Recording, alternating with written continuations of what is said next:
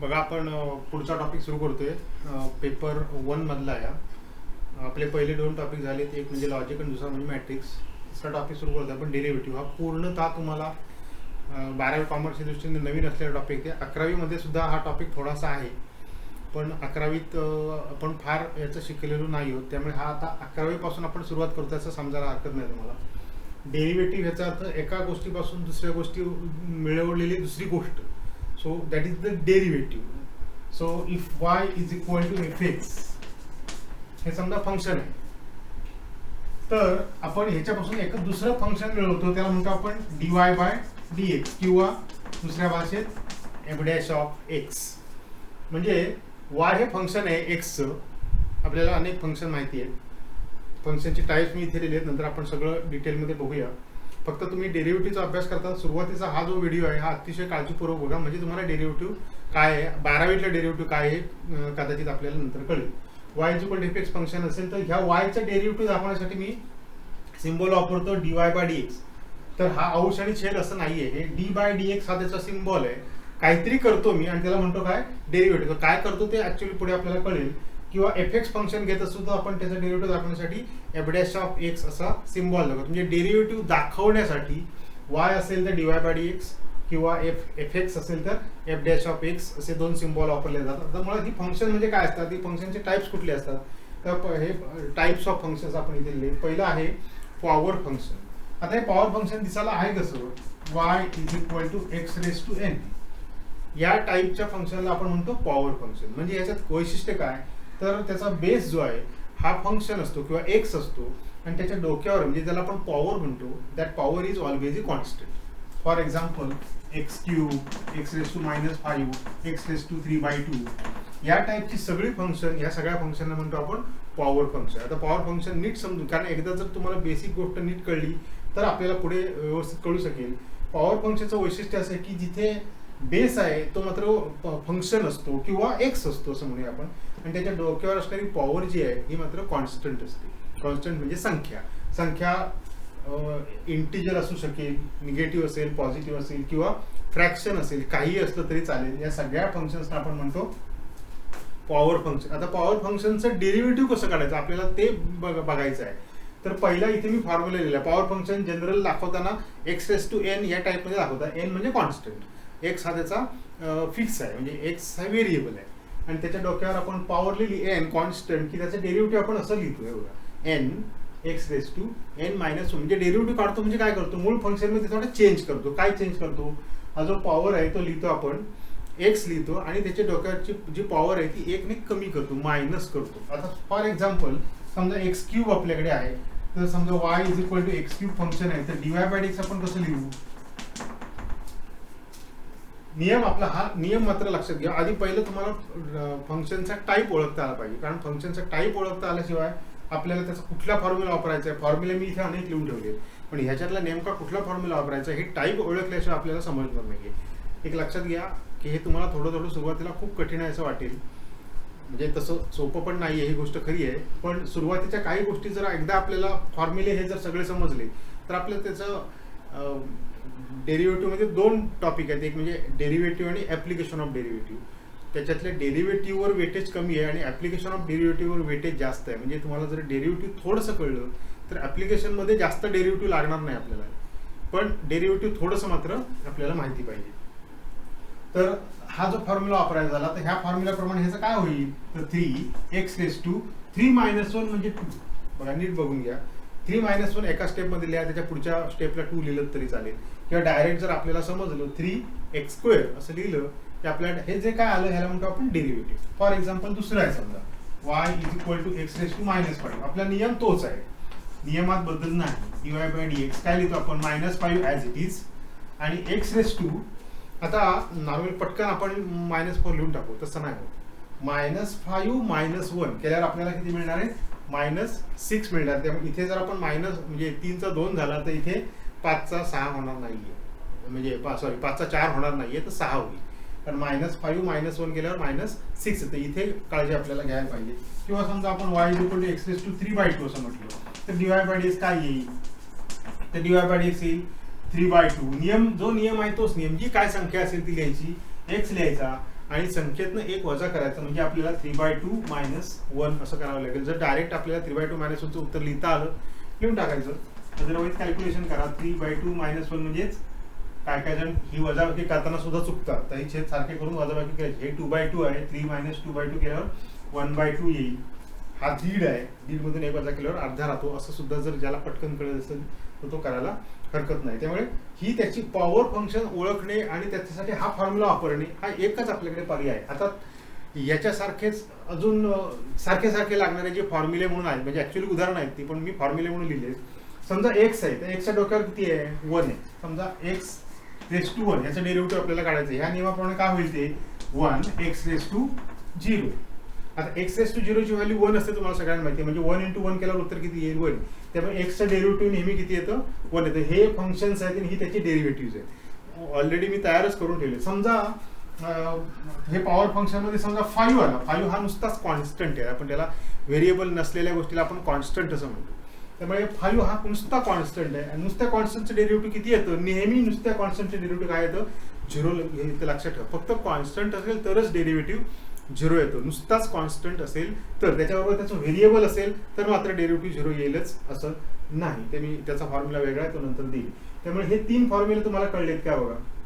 आता खरं म्हणजे हा फॉर्म्युला सुद्धा ह्या फॉर्म्युल्यावर आधारित. समजा तुमचा फॉर्म्युला आहे x रेस टू 1/2. आता तुम्हाला माहिती आहे का बघा, x रेस टू 1/2 म्हणजेच √x.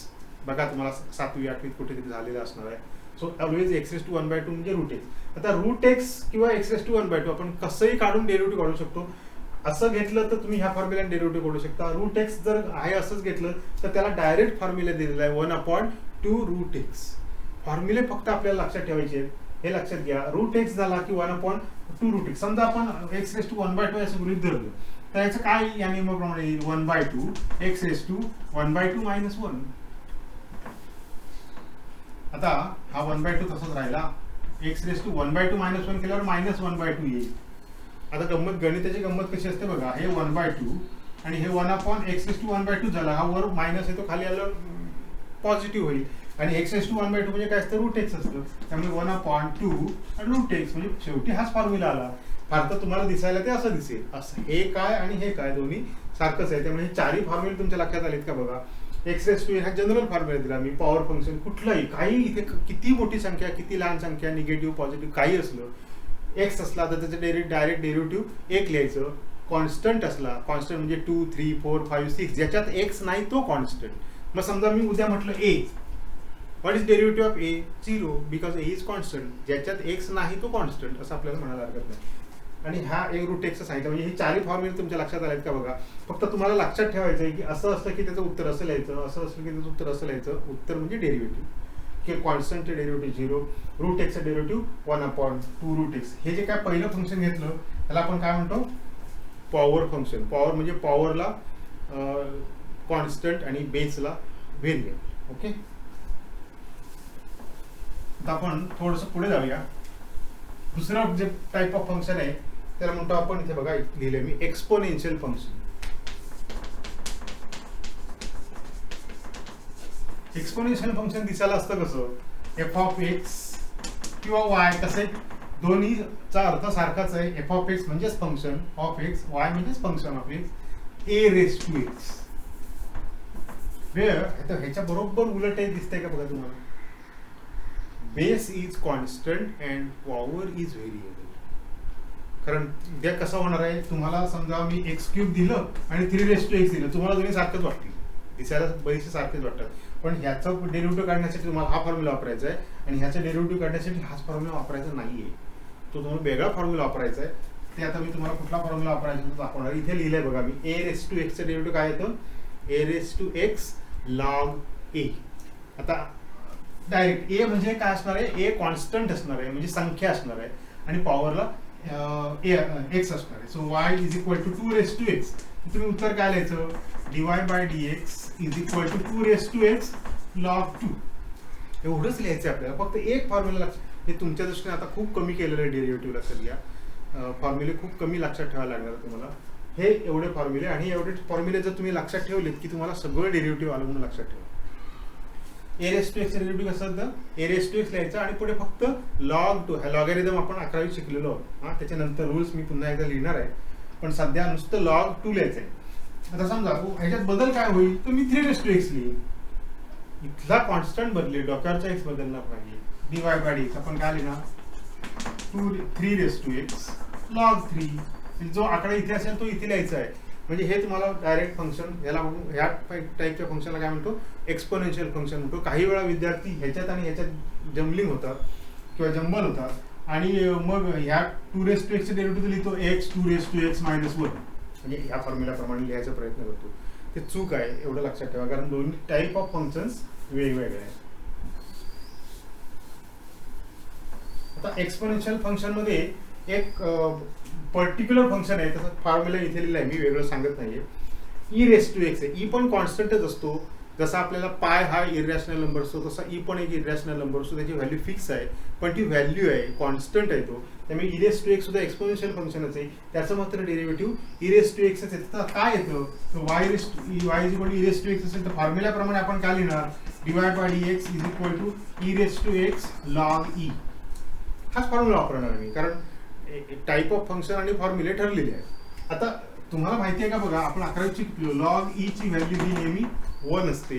त्यामुळे याची व्हॅल्यू 1 घातल्यावर याचं उत्तर काय येईल, ई रेस टू एक्स असेल. म्हणजे आपण बघा हा फॉर्म्युला बघितला, हा बघितला, हा बघितला, हा बघितला, हा बघितला आणि हा बघितला. पुढचा अतिशय सोपा फॉर्म्युला एकच आहे, तो म्हणतो आपण लॉगॅरिथमिक डेरिव्हेटिव्ह किंवा लॉगॅरिथमिक फंक्शन. इथे लिहिलंय, वेगळं लिहितच नाही मी, कारण लॉग एक्स दिसलं की त्याचं डेरिव्हेटिव्ह काय लिहायचं, 1/x लिहायचं. म्हणजे लक्षात काय ठेवायचं, जी काही इथे किंमत असेल ती 1 लिहिली की तुम्हाला उत्तर मिळालं. हा फॉर्म्युला त्याच्यानंतरच तुम्हाला लक्षात ठेवा. म्हणजे हे 4, 5, 6 आणि 7 फॉर्म्युले बघितले. फक्त हे फॉर्म्युले तुम्हाला लक्षात ठेवायचे, म्हणजे तुमचं अतिशय सोपं काम होणार आहे. लॉग एक्सचं डेरिव्हेटिव्ह काय असतं, 1/x. आणि आता राहिला शेवटचा टाईप ऑफ फंक्शन, तो म्हणजे trigonometric function. Actually trigonometric function 6 आहे, तुम्हाला माहिती आहे. Sine X, cos X, tan X, cosec X, sec X आणि कॉट एक्स. पण आपल्याला सध्या किती फंक्शनचा विचार करायचा आहे, फक्त 3 फंक्शनचा विचार करायचा आहे. पहिलं फंक्शन आहे साइन एक्स. तुम्हाला Y is equal to sine X दिसलं की त्याचं डेरिव्हेटिव्ह काय लिहिणार तुम्ही, तर divide by X equal to cos X लिहिणार. म्हणजे साइन एक्सचं डेरिव्हेटिव्ह काय असतं, कॉस एक्स. तुम्हाला एवढंच फॉर्म्युला लक्षात ठेवायचं आहे, कारण हे सगळं 11वीतलं शिकतोय आपण. 12वीत आपण पुढची उदाहरणं घेणार आहोत, पण आधी 11वीतलं तुम्हाला पहिलं आलं की मग 12वीतलं येईल. फॉर्म्युले काय येतं, Y is equal to sine X. म्हणजे साइन एक्स फंक्शन असेल त्याचं डेरिव्हेटिव्ह काय असतं, कॉस एक्स असतं. दुसरा formula Y is equal to cos X असलं तर त्याचं डेरिव्हेटिव्ह काय असतं, divide by D X is equal to minus sine X. म्हणजे कॉस एक्सचं डेरिव्हेटिव्ह जसं साइन एक्सचं कॉस एक्स आहे, आपल्याला पटकन वाटतं कॉस एक्सचं साइन एक्स आहे काय, तर नाही आहे, ते मायनस साइन एक्स आहे, असं लक्षात ठेवायचं. त्यामुळे कॉस एक्सचं डेरिव्हेटिव्ह येतं मायनस साइन एक्स. आणि Y is equal to tan X असेल तर त्याचं डेरिव्हेटिव्ह येतं divide by D X is equal to sec square X. इथे लिहिलेत मी, व्हिडिओ तुम्ही किती वेळा बघू शकता, त्यामुळे तुम्हाला हे काय फॉर्म्युले आपल्याकडनं जाणार नाहीये. Y is equal to tan एक्सचं डेरिव्हेटिव्ह काय असतं, सेक स्क्वेअर एक्स. उरलेले डेरिव्हेटिव्ह सध्या आपल्या सिलेबसमध्ये नसल्यामुळे किंवा आपल्याला लागणार नसल्यामुळे आपण आता त्याचा विचार करत नाही. आता थोडं आपण पुढे जाऊया. या व्हिडिओच्या शेवटी आपण 2 फॉर्म्युले फक्त बघणार आहोत. समजा तुमचं function y is equal to k into U असं असेल, म्हणजे काय, तर y is equal to 2 sine X असं फंक्शन असेल. ह्याचं डेरिव्हेटिव्ह तुम्ही काढणार कसं, तर ह्याचा डेरिव्हेटिव्हचा फॉर्म्युला आहे dy by dx is equal to k into du by dx. म्हणजे एकदम सोपं आहे, लक्षात ठेवा. एकदा हा व्हिडिओ तुम्ही जर खूप काळजीपूर्वक बघितलात आणि सगळं लक्षात ठेवलं तर तुम्हाला डेरिव्हेटिव्ह मध्ये कुठलीही अडचण येणार नाही. y is equal to 2 sine, आपल्याला साइन एक्सचा डेरिव्हेटिव्ह माहिती आहे, ह्याच्या बाहेर आपण मात्र कुठल्याही परिस्थितीत जाणार नाही. त्यामुळे y is equal to sine X आपल्याला माहिती आहे, पण y is equal to 2 sine एक्सचा डेरिव्हेटिव्ह कसं करायचं, एकदम सोपं आहे. डिवाइड बाय एक्स, हा रूल काय सांगतो, k इंटू यू असेल म्हणजे हा k आणि हा u, तर k तसाच लिहायचा, k चं काही करायचं नाही आणि फक्त हे जे पुढे फंक्शन आहे त्याचं डेरिव्हेटिव्ह लिहायचं. म्हणजे मी 2 तसाच लिहिणार आणि what is derivative of sine X आपल्याला माहिती आहे. जोपर्यंत आपल्याला पाठ होत नाही तोपर्यंत कुठेतरी कागदावर एका बाजूला लिहून ठेवा. हे एवढेच फॉर्म्युला आपल्याला लागणार आहे. त्यामुळे हे झालं तुमचं डेरिव्हेटिव्ह काढून. फक्त तुम्हाला काय करायचंय, नाही तर काय होईल, चुटकन आपण 2चं डेरिव्हेटिव्ह काढलं तर ह्या फॉर्म्युल्याप्रमाणे ते 0 येईल. म्हणजे आपण लिहू 0 आणि ह्याचं लिहू कॉस एक्स आणि 0 ने कोणाला म्हणलं उत्तर 0च येईल. म्हणजे जगातल्या सगळ्या डेरिव्हेटिव्ह उत्तर 0 येतील. तेव्हा तसं आपण करणार नाही आहोत. कॉन्स्टंटला हातच लावणार नाही. कॉन्स्टंटचं डेरिव्हेटिव्ह 0 येतं, पण केव्हा? जेव्हा तो अलोन असतो तेव्हा, फक्त त्याच्याबरोबर एक्स नसतो तेव्हा. आता समजा तुमचं y is equal to 4 log x असं फंक्शन आहे. तर 4 हा कॉन्स्टंट आहे, log x हे फंक्शन आहे, म्हणजे हे ह्याच्यासारखं झालं. मग आपण डेरिव्हेटिव्ह कसं काढणार आहोत? dy/dx इज इक्वल टू 4 तसाच लिहिणार. आणि log x आपल्याला माहिती आहे की log x चं डेरिव्हेटिव्ह काय तर 1/x येतं. तुम्ही 1/x, आता जर आपल्याला हे अजून समजलं तर आपण 4/x लिहायला हरकत नाही. त्यामुळे हा फॉर्म्युला काय आहे हा नीट समजून घ्या. कॉन्स्टंट आणि फंक्शन, यू म्हणजे फंक्शन आहे, कॉन्स्टंट आणि फंक्शन जर एकत्र असल्याने डेरिव्हेटिव्ह काढायचं असेल तर कॉन्स्टंटला हातच लावायचा नाही, तसाच लिहायचा आणि फक्त पुढे फंक्शन आहे त्याचं डेरिव्हेटिव्ह लिहायचं. ह्याचं ऍप्लिकेशन आपण उदाहरणानंतर पुढे बघणार आहोत. हा पहिला टाईप ऑफ फंक्शन झाला. आता दुसरा फॉर्म्युला मी इथे लिहिला बघा. काय वेळी मला असं असेलच असं नाही, काही वेळा असं असेल y is equal to x² plus 3x असं काहीतरी असेल समजा, म्हणजे दोन फंक्शनची बेरीज असेल. फंक्शन काय सिंगलच असतील असं सांगता येत नाही ना, दोन एकत्र असतील, साइन आणि कॉस असतील, काही दोन एकत्र असतील, म्हणजे यू प्लस एकत्र म्हणजे प्लस असेलच असं नाही, काही वेळा मायनस पण असेल. आपण दोन उदाहरणं घेऊ. मग डेरिव्हेटिव्ह कसं काढायचं प्लस आलं तर? एकदम सोपं आहे, जे तुमच्या मनात आहे तेच फॉर्म्युला सांगितलेलं आहे. dy/dx कसं काढायचं? पहिल्याचे डेरिव्हेटिव्ह काढा, प्लस असेल तर प्लस लिहा, दुसऱ्याचे डेरिव्हेटिव्ह काढा, म्हणजे वेगळा नवीन काही फॉर्म्युला नाही. आता समजा तुम्हाला dy/dx लिहायचं आहे तर x² चे डेरिव्हेटिव्ह, आता तुम्हाला ओळखता आलं पाहिजे फक्त x² कुठल्या टाईपचं फंक्शन आहे. It is the power function. x² चे डेरिव्हेटिव्ह 2 × x⁻1, किंवा जेव्हा तुम्हाला लक्षात येईल की 2 × x⁻1 लिहायची गरज नाही, 2x लिहिलं तरी चालेल. प्लस आता हे मात्र एक्सपोनेन्शियल फॉर्म्युल्याप्रमाणे करायचं, म्हणजे 3x हा ह्याच्याप्रमाणे करायचं, a⁻x प्रमाणे. So it is 3x × log 3 झालं तुमचं डेरिव्हेटिव्ह काढून. समजा आता ह्या दोघांचं कॉम्बिनेशन आहे असं बोलू जरा. y is equal to 2 log x plus sin x minus 7 समजा असं फंक्शन आहे. आता ह्याच्यात तीन फंक्शनची बेरीज आहे. फॉर्म्युला दोघांना दिलाय, पण आपण तिघांना एक्सटेंड करू शकतो. 3 असलं तर पुढे तिसऱ्याचं डेरिव्हेटिव्ह लिहायचं. आता बघा dy/dx आपण कसं लिहू शकतो? dy/dx, आता ह्याचं डेरिव्हेटिव्ह काढताना तुम्हाला हा फॉर्म्युला वापरायचा आहे. 2 तसाच log x डेरिव्हेटिव्ह 1/x, इथे प्लस आहे म्हणून इथे प्लस, sin x चे डेरिव्हेटिव्ह काय तर cos x, आणि मायनस 7 हा कॉन्स्टंट आहे, कॉन्स्टंट डेरिव्हेटिव्ह काय तर 0 येतं, त्यामुळे उत्तर तुमचं 0 येईल. काय काय इथे चूक होते, 7 चे 7च लिहितो आपण, त्याचं काहीच करत नाही. कारण जसे 2 चे 2 लिहिले, पण 2 चे 2 का लिहिले? 2 बरोबर फंक्शन आहे म्हणून 2 चे 2 लिहिले. 7 बरोबर फंक्शन आहे का? नाहीये, त्यामुळे त्याचं डेरिव्हेटिव्ह 0 येणार आहे. फायनल डेरिव्हेटिव्ह काय येईल? 2/x प्लस cos x, म्हणजे मायनस, इथे मायनस आहे, इथे समजा अजून पुढे फंक्शन असतं तर लिहिलं असतं आपण त्याचं डेरिव्हेटिव्ह. मग मायनस असेल तर मायनस, प्लस असेल तर प्लस. हे साधे म्हणजे बेसिक फंक्शन्स आणि 3 रूल. आता ह्याच्यात 2 रूल जडलेले आहेत, एक प्लसचा आहे डेरिव्हेटिव्ह ऑफ ॲडिशन आणि दुसरा आहे मायनसचा. आता आपण ह्याच्यावरची डिटेल उदाहरणं पुढच्या व्हिडिओमध्ये बघूया. थँक्यू.